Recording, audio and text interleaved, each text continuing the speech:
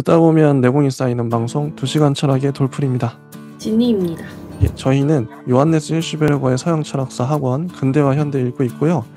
이번 시간에는 신 아리스토텔레스주의와 신 스콜라 철학이라는 이 제목을 다뤄보도록 하겠습니다. 744쪽이고요. 귀납적인 형이상학자들 이외에도 이 직전에 다뤘었죠, 저희가. 의식적으로 고대와 중세의 연관을 맺고 있던 일련의 사상가들이 형이상학을 가꾸어 나갔다. 여기에서 추구되었던 것은 다시 고전적 형이상학이었다. 이 형이상학은 존재 자체에 관한 학문이며 비록 표현에 나타나는 일이 드물었다 하더라도 언제나 동시에 정신에 관한 학문이었다. 이 사람들의 관심을 끌었던 것은 영원히 참된 것, 즉 영원히 계속되는 철학이었다. 트렌델렌부르크가 나와요. 베를린 대학 교수 아돌프 트렌델렌부르크는 확실한 과학적인 철학의 빛나는 대표자였다. 트렌델렌부르크는 위대한 예술가들이 영원한 아름다움을 위해 가지고 있는 그런 눈초리를 영원한 것을 위해 가지고 있었다. 그래서 플라톤 아리스토텔레스적인 철학의 불후의 가치들이 떠오른다 하면서 플라톤과 아리스토텔레스의 바탕을 두고 철학을 했어요.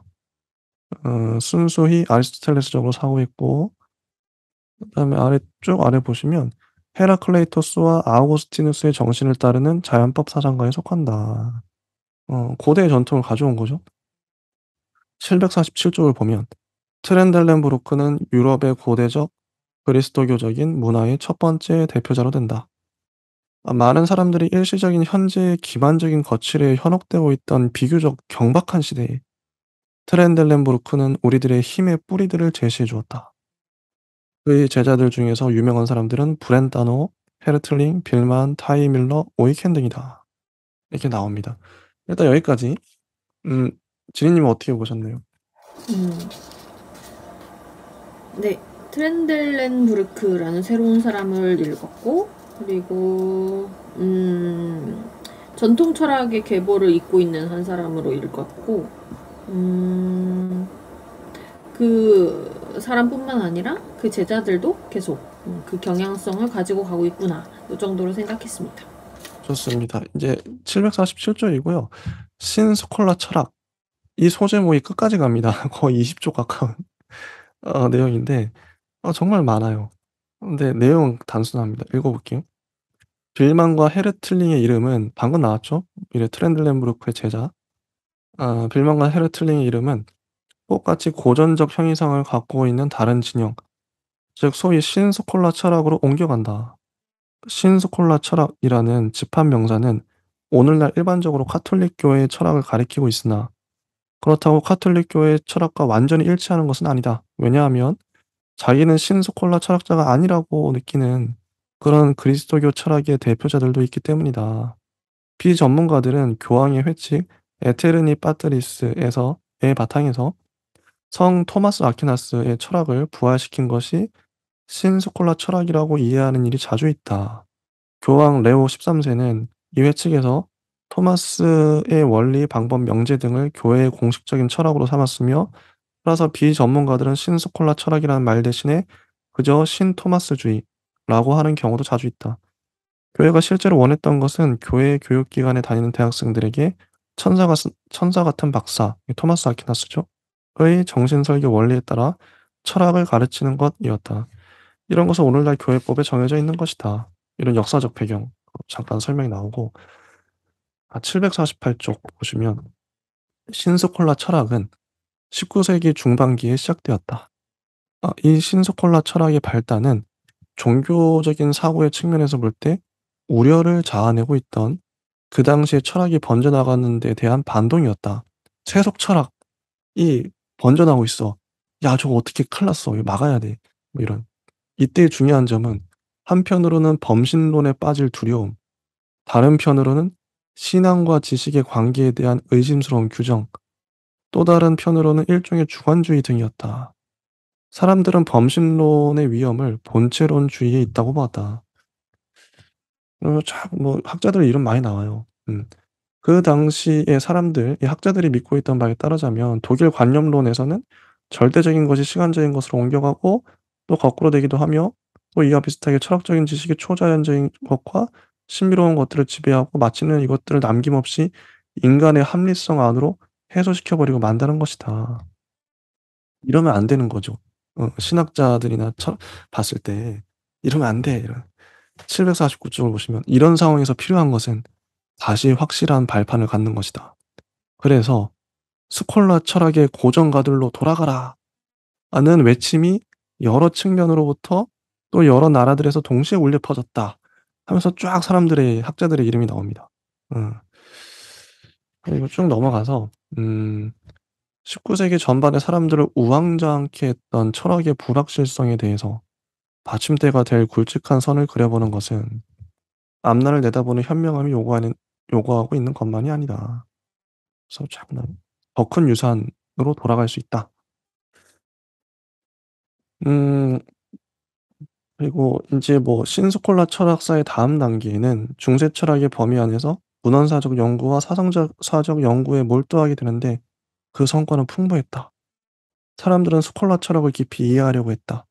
751 쪽을 보시면 많은 전집류의 출판물들이 쏟아져 나오는데 이것들 중에서 두 가지만 말하자면 독일에서는 중세 철학 논문집이 간행되었고 프랑스에서는 중세 교의사, 문학사 문서집이 간행되었어요. 그래서 뭐 데니 플레트 볼프, 에르 넬레 사람도 엄청 많습니다. 질송도 있죠, 중간에. 질송도 있고 이런 사람들이 중세기를 새롭게 보는 눈을 열어 주었다. 그래서 오늘날에 와서는 19 세기의 많은 저술들에 있어서처럼 철학서가 애매하지가 않다. 사람들은 자기가 이해한 것을 더 심화하려고 했고 중세 철학을 넘어서서 고대 철학을 특히 이것이 그리스도교 안에서 살아남은 것에 초점을 맞춰 연구해 나갔다. 음. 그래서 계속 그런 거예요. 인제 공부했다. 스콜라 철학을 이해하려고 했다. 그런 내용입니다 쭉. 어. 사람들은 유럽 정신에서 한결같은 것을 추구했다. 플라톤, 아리스토텔레스 철학을 또 찾아가고 그런 내용이 쭉 가요. 근데 또 구체적인 사람들 이름이 나오죠. 전형적인 사람 뭐 폰 헤르틀링도 그렇게 하고 클레멘스 보임커, 아돌프 디로프, 조셉 가이저 뭐 이런 사람들이 그런 노력을 했다는 거죠. 753쪽 쭉 가고 린텔렌 이렇게 노력하고 그다음에 뭐 또 754쪽 마리땡 마이어 질송 댐프 이런 사람들은 광범위한 저작 활동을 했죠, 철학사 전체에 걸쳐서. 저희가 에티enne 질송의 중세 철학사를 볼 겁니다. 아 이분 유명해요. 아무튼 자 인제 754 쪽의 두 번째 문단부터 읽어 볼 텐데요. 이게 중요해요. 이 구체적인 사람들 이름 나왔었죠. 근데 사상의 내용이 나옵니다. 이 사람들이 도대체 무슨 내용을 갖고 했냐. 아 읽어 볼게요. "이 모든 사상가들에게는 서로 연관이 있는 철학적인 견해의 공유 재산이 있는 바 그것은 다음과 같다." 즉 진리 자체가 있고 이 사람들 전제예요. 지금까지 인제 말했던 이 수많은 신스콜라 철학자들 뭐 학자들 전제입니다. 진리 자체가 있고 여러 영원한 진리들이 있다. 인간의 인식은 인식 주체의 양식을 내포하고 있으며 그렇다고 해서 순수하고 상대주의적인 뜻으로 주관적인 것으로는 되지 않는다. 오히려 존재 자체가 인식될 수 있으며 객관적인 성격을 띠고 있다.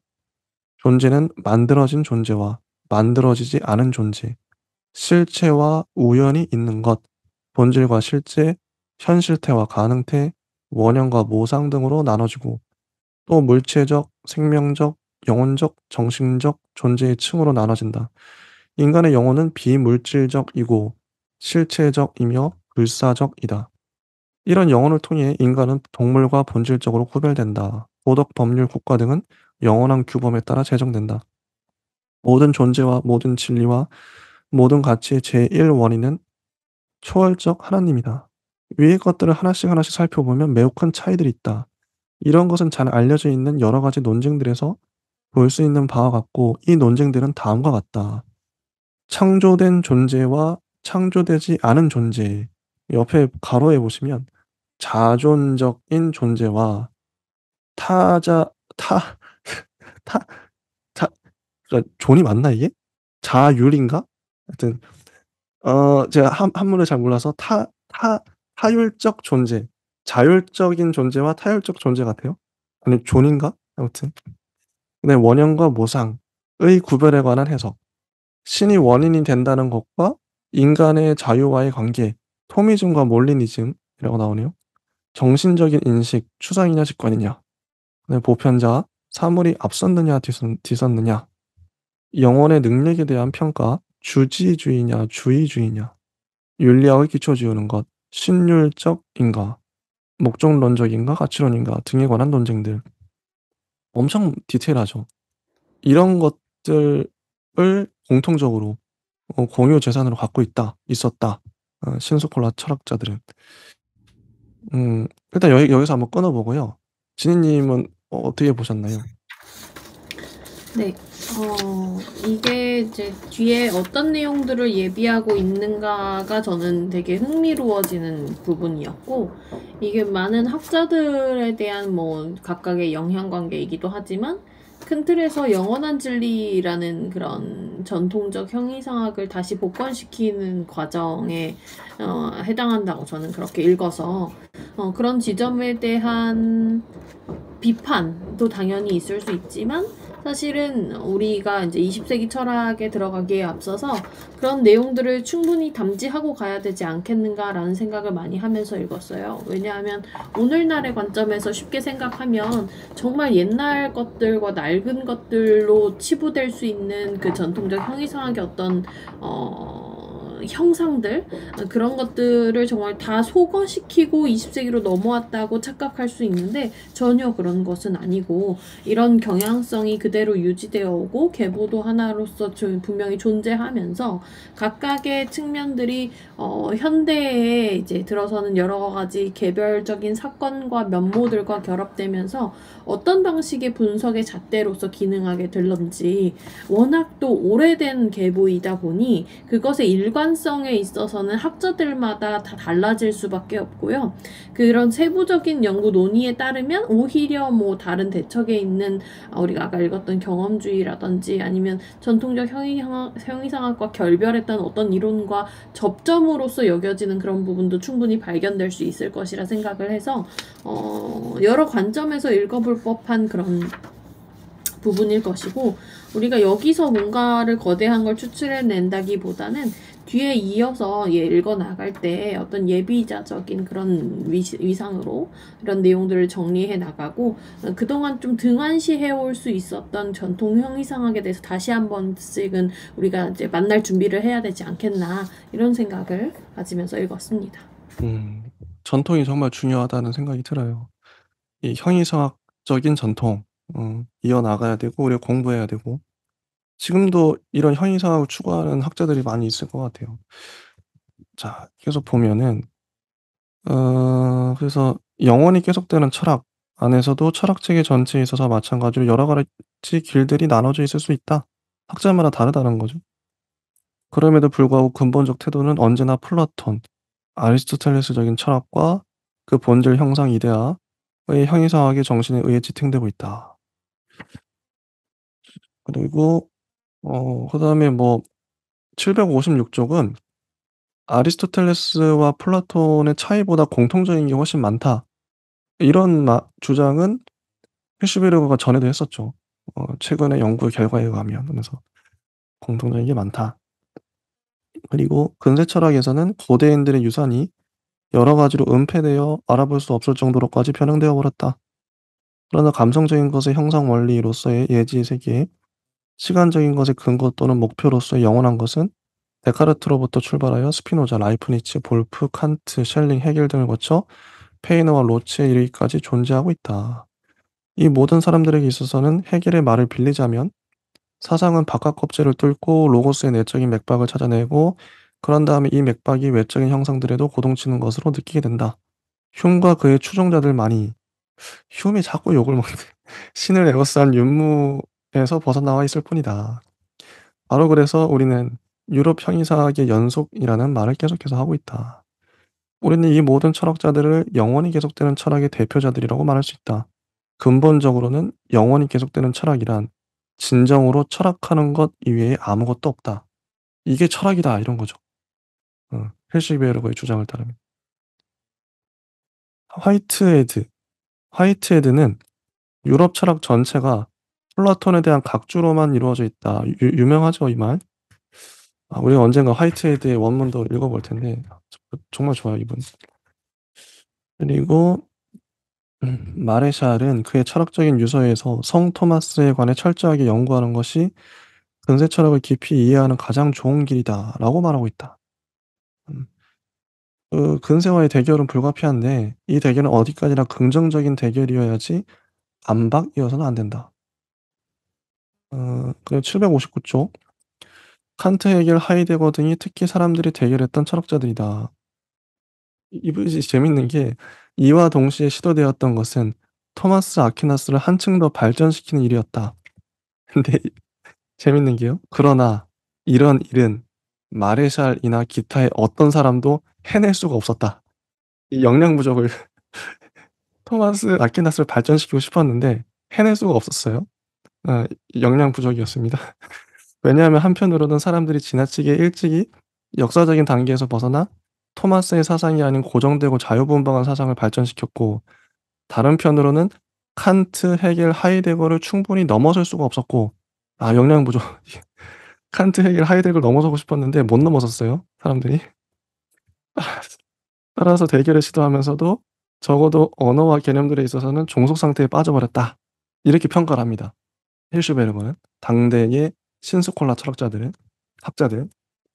요즘은 모르겠네요. 요즘 학자들은 칸트와 헤겔, 하이데거를 넘어섰는가? 어 토마스 아퀴나스를 넘어섰는가? 어렵죠. 근데 솔직히 개인이 넘어서기에는 칸트만 하더라도 평생 파도 어렵죠.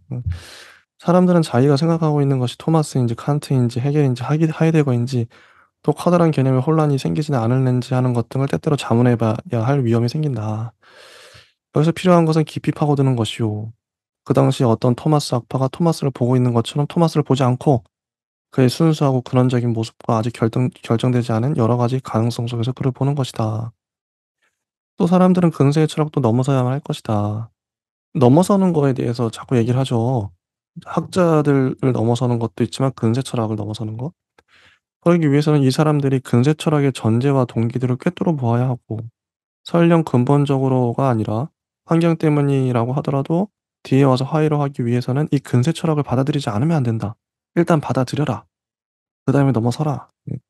물론 이런 보다 심각한 대결은 변증법에 의해서도 또 문학적인 기획에 의해서도 성공될 수 없고 앞에서 말한 사상가들의 출발점의 배후를 꿰뚫어 볼 때에만 성공될 수 있다. 근세의 출발점들에는 고대에 대한 여러 가지 오해들이 도사리고 있기 마련이기 때문에 여기서는 이 출발점들이 계속해서 추구되었고 이는 비단 칸트에 있어서만 그랬던 것이 아니다. 음. 760조. 이렇게 하는 것은 모든 방면으로 아무런 전제 조건도 없이 철학해 나가는 것일 것이다. 무전제를 얘기하는데 무전제는 다전제입니다. 전제가 없다는 건 말이 안 되죠. 근데 무전제라는 건 전제가 너무 많다는 거예요. 너무 많은 조건들을 다 어 전제 없이 어떻게 철학을 하겠습니까? 누구나 다 전제를 갖고 있는데. 왜냐하면 사람들은 이렇게 할 때에야 토마스, 칸트, 헤겔, 하이데거 등을 즉 모든 진영을 넘어서기 때문이다. 우리는 이런 것을 이 이상 더 신스콜라 철학이라고 할 수가 없다. 신스콜라 철학이라는 명칭은 그 방법으로서 구별과 구별의 구별, 긍정과 부정이라고 하는 낡은 변증법을 아직까지도 도식적으로 간직하고 있는 교과서에만 한정되어야 할 것이다. 올해는 영원히 계속되는 철학의 바탕에서 근세의 사고와 알맞게 대결해 나가고 있는 철학적인 사고는 그리스도교 철학이라고 일컫는 것이 가장 좋을 것이다. 어 그리스도교 철학 얘기가 자꾸 나와요 인제. 음. 현대 철학에서는 가톨릭 철학이 이것이 사실상 그리스도교 철학이다. 프로테스탄티즘은 독자적인 철학을 생산하지 못했다. 과연 그럴까? 어 과연 개신교 당시에 이게 1950년 당시에는 당연히 가톨릭 철학이 자들이 우세했을 것 같은데 개신교도 철학자들이 있지 않을까? 모르겠어요. 이건 저희가 자세히는 모르기 때문에. 있겠죠. 요즘 시대에 있을 것 같은데 그 시간이 지나면서. 아무튼 그 가톨릭 철학이 우월하고 세계적으로 널리 퍼져 있다. 토미스트들의 문헌에 관한 기관지인 비례땅 토미스트 한 가지만 해도 매년 500건 이상의 신간 서적을 보고하고 있대요. "카톨릭 철학의 대표자들은 모든 영역의 철학적인 문제점들을 다루고 있다." 그러면서 아래가 정말 많은 사람들이 학자들이 쫙 나오죠. 진짜 진짜 많이 나와요. 음. 1950 년대 당시에 활동했던 사람들이겠죠. 쫙 나오고 철학사가 나오고 뭐 다양합니다. 심리학자, 논리학자, 인식론자, 형이상학자, 자연신학자, 종교철학자, 자 뭐 윤리학자, 문화철학자, 철학사가 정말 다양한 사람들이 있고요. 이들 중에 대부분의 사람들에게 있어서는 신소콜라 철학이라는 개념이 그들의 특징을 정확히 나타내는 것이 아니다. 왜냐하면 이들은 독자적인 방법을 발전시켰고 바로 그 당시의 철학적인 문제들을 연구하는 것이 그들의 창조 활동에서 매우 큰 몫을 차지했던 관계로 다른 시대 연구에 못지않게 근세에 머물러 있었기 때문이다. 그리고 한동안 소위 카톨릭적인 하이데거학의 발언권이 거세었다. 그렇다고 합니다. 763쪽. 각 시대에는 그 시대의 진리가 있고 본질과 이념은 스스로를 드러내는 존재의 칠곡이며 이런 문장이 나오죠. 그다음에 모든 혼란에도 끄떡없이 이런 시기를 견뎌낸 것은 요세프 피퍼의 많은 저작들이다. 이거 검색해 보니까 조셉 피퍼라고 해서 책이 나오긴 해요. 알라딘에. 이 피퍼는 원래에는 신스콜라 철학자가 아니었고 역사적 비판적 연구를 위한 학자들의 기관에도 참여하지 않았으나 고전적 무시관성 안에 있는 고대의 지혜를 매우 재미있는 형식으로 말했다. 뭐 이런 식으로. 그다음에 뭐 디트리 폰 힐데브란트 뭐 이런 사람도 있고요. 이러는 동안은 30년대에 시작된 쿠사누스 연구가 매우 독특한 것이었다. 쿠사누스 우리 배웠었죠. 쿠사누스. 764쪽을 보면 그래서 어 이게 뭐 이렇게 해서 끝납니다. 여기까지가 인제 마무리인데 지니 님은 어떠셨는지 궁금하네요. 저도 이제 이 뒤에 현대 철학의 어떤 시점에 왔다라고 느껴지는 부분들을 많이 찾아낼 수 있었는데, 우리가 직전에 귀납적 형이상학을 계속 얘기를 읽어보면서 뭐 이전의 형이상학과 뭐가 다른지에 대해서 이 책에서 강조를 하고 있었는데, 그 반대되는 강조점들이 다시금 살아났다라고 느꼈고, 그것이 또 한 번 우리가 쉽게 사실 버릴 수 없는 것이기도 하지만 그것을 버리는 순간 우리가 주장할 수 있는 모든 새로운 것들은 또 흔들리게 마련이라서 그게 좋은 방법이라고 생각이 되지는 않았어요. 그래서 그런 생각들을 하면서 이제 좀 이중적인 동시성이라고 이제 좀 저는 얘기를 하고 싶은데, 이것이냐 저것이냐 얘기했었던 그런 어떤 선택의 기로에서 이것과 저것이 합일되어지는 동시성을 좀 우리가 체험하게 되는 그런 예비적인 부분이지 않는가 싶기도 하고요. 이런 다양한 정말 귀납적 형이상학과 전통적 형이상학이 공존하는 이런 상황에서 우리가 뭔가를 이제는 우리가 뭔가를 선택하기 위해서 철학을 보거나 아니면 누군가의 대결 구도 안에서 누군가가 승자가 되고 패자가 되고 이런 내용을 보기보다는 어떤 측면에서 보다 더 개별적인 사건 사고들을 다루고 있는지, 그것이 사실은 일시적이고 끝날 수 있는 영원히 남는 철학 이론이라기보다는 그 해당 시기에 사회적 분석으로 그냥 끝나고 말지언정 사실 그게 훨씬 더 가치가 있는 거죠. 왜냐하면 앞에서 우리가 이제 경험으로서 얘기했었던 부분들이 경험으로만 끝나지 않게끔 하게도 하고, 이론적으로 얘기를 했던 지점들이 경험으로서 내려오는 지점이기도 해서 그 두 가지가 맞닿아 있는 부분들인데요. 이런 것들이 사실은 더 우리에게는 이제는 필요할 것 같고, 왜냐하면 저 먼 얘기들을 부분들을 우리가 공감도 하지 못한 채로 읽어나가는 것보다 지금부터 읽어나가야 될 부분들은 충분히 사료들도 많이 있고 얘기만 한 좀 의지만 있다면 또 많은 책들을 한꺼번에 볼 수도 있는, 자료들을 보면서 본격적인 생각도 하고 좀 정리도 할 수 있는 지점들일 것 같아서 손에 잡힐 수 있는 철학을 본격적으로 해볼 수 있지 않는가, 이런 기대도 해봅니다. 그럼에도 불구하고 우리는 근대를 잘 정리를 해야 될 것 같고, 그 근대의 정리의 끝에서 니체가 했던 말들이 비록 좀 거칠더라도 가져가야 될 부분들이 있지 않는가에 대해서 좀 곰곰이 생각해 볼 부분이지 않을까 생각을 계속 하면서 읽어주시는 걸 들었고요. 계속 반복됐던 형용수사가 있었죠. 뭐 이러이러하다, 뭐 이런 것들, 그러그러하다, 뭐 이런 형용수사가 사실은 되게 니체적인 부분인데, 이제 니체가 여러모로 다 어떤 기준점들에 대해서 비판하고 해체하는 작업들을 본격적으로 시작하게 되는데요.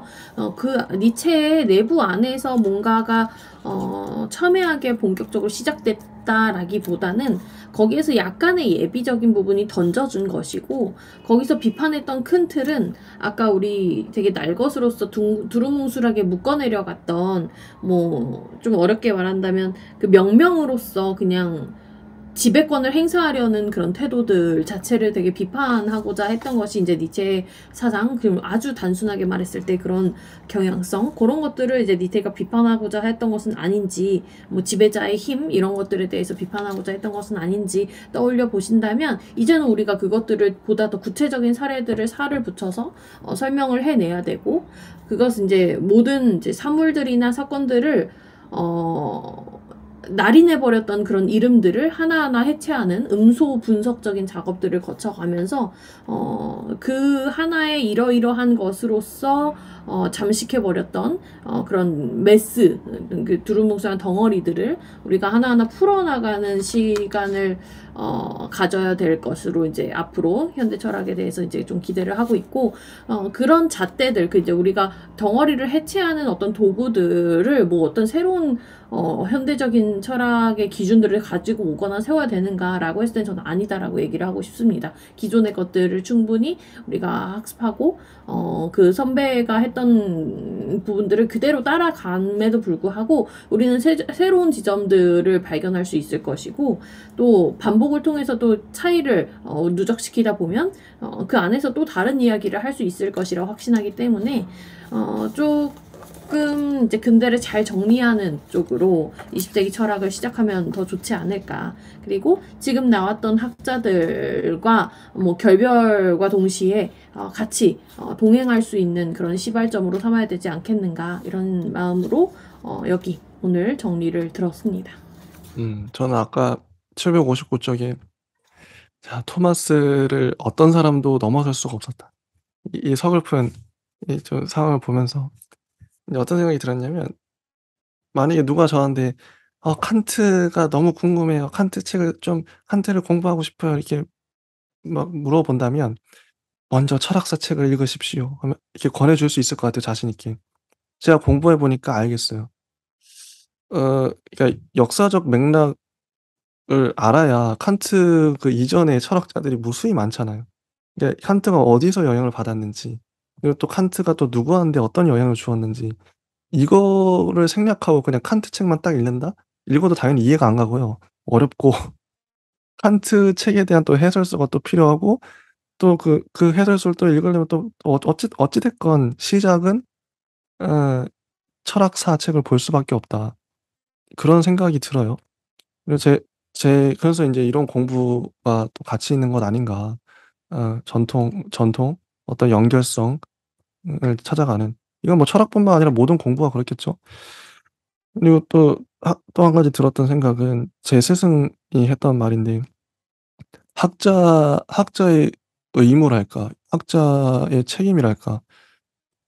솔직히 저희 같은 일반인이 칸트 전집을 사서 뭐 정독을 해도 몰라요. 칸트 해설서를 봐도 잘 모르고. 근데 학자들은 그런 작업을 하는 사람이다. 일반인들이 칸트만 읽으면 10년 걸리겠죠? 예를 들어서. 근데 그거 10년 걸려서 그 학자들은 평생을 어쨌든 칸트 파는 사람이 있을 텐데 누군가는 헤겔을 평생 파고 그 일반인들이 이해하기 쉽게 알아듣기 쉽게 이 사람이 도대체 뭔 말을 하는지 잘 정리해서 일반인들에게 소개해 주고 그런 책임이 있다 학자들은. 저는 그게 진짜 공감이 갔거든요. 그래서 어떻게 보면 저도 그런 좀 그러고 싶어요. 제가 유튜브를 하는 이유 중에 하나이기도 하고 좀 더 쉽게 어 이 칸트가 그렇게 위대하다면 도대체 어느 부분이 위대하고 이 철학이 지금 이 현대에 도대체 어떤 쓸모가 있고 이런 걸 설명을 할 수 있어야 이게 좀 널리 퍼뜨리고 싶은 공유하고 그런 마음이 있는데 근데 이 시대에도 칸트, 헤겔, 하이데거를 충분히 넘어설 수가 없었고 인제 이런 안타까운 문장이 근데 이거는 혼자는 못 넘어서겠죠 당연히. 개별적으로. 근데 같이 하면 넘어설 수 있다. 많은 학자들의 도움을 받고 이미 연구 결과도 많고 지혜님이 항상 말씀해 주시는 것처럼 이미 학자들이 충분히 연구해 놨고 논문도 많고 책도 많기 때문에 우리는 그 어느 시대보다 더 부유한 환경이 있어요. 너무 복된 환경이죠. 어 그래서 이런 생각을 했고요. 근데 오늘 한 거 전반적으로 자 꽤 많은 챕터를 했거든요. 현상주의와 그 변화된 형태, 귀납적 형이성화, 신아리스토텔레스주의와 신스콜라 철학을 했는데요. 자 인제 총평이랄까? 지리님은 이번 한 주 동안 이 챕터들을 어떻게 보셨는지 그 느낌과 생각을 좀 나눠 주시죠. 네. 아직 저 위에 머물러 있다라는 생각을 많이 느낌을 많이 받았고요. 이제는 우리 이제 다음 시간에 20세기 철학 하잖아요. 드디어 좀 걸릴 수도 있어요. 앞에 부분에는 여전히 저 위에 혹은 저 위와 우리 아래라고 봤을 때 그 간극 사이를 머물러 있다는 생각들이 계속 들어서 좀 '언제쯤 내려올까?' 이런 생각이 좀 계속 들 수도 있는데요. 이제 삶이나 생활의 전반으로 내려와야 돼요, 철학이. 아. 그렇게 생각을 하고 그 비율 인제 본격적으로 내려왔을 때 전통 형이상학의 그 큰 틀의 맥락은 우리한테 인제 존재론으로 다가오겠죠. 그래서 고런 부분까지 우리가 앞으로 차차 더 깊게 읽어 나감으로써 인제 나중에 또 돌이켜서 이 지점을 다시 읽어 볼 때에는 더 깊이 읽을 수 있지 않을까. 그런 맥락으로 쪼금 남겨두는 편도 나쁘지 않을 것 같습니다. 당장에 뭐 이해하려고 열심히 해도 안 되는 부분도 있을 테니 그런 지점은 우리가 좀 겸손의 어떤 미덕을 삼아서 미래의 나에게 넘겨두고 우리는 이제 큰 틀에서 경험과 뭐 합리론 뭐 근대에서 했던 거대한 얘기들 그런 사상들을 좀 잊지 않고 떠올려 보면서 뒤에 후대에 유명한 학자들이 이제 본격적으로 나오기 시작할 텐데 그들은 이것을 어떻게 존재론으로서 그리고 실존주의로서 얘기를 하고 있는지에 대해서 더 집중을 해야 할 것 같습니다. 좋습니다. 한 가지 덧붙이자면 인제 이 다음 책이 저희가 에코 책을 할 텐데 문화사도 나온다고 알고 있어요. 일부러 그런 책을 골랐죠. 아 제가 도철수의 메뚜 씨도 그런 얘기 하더라고요.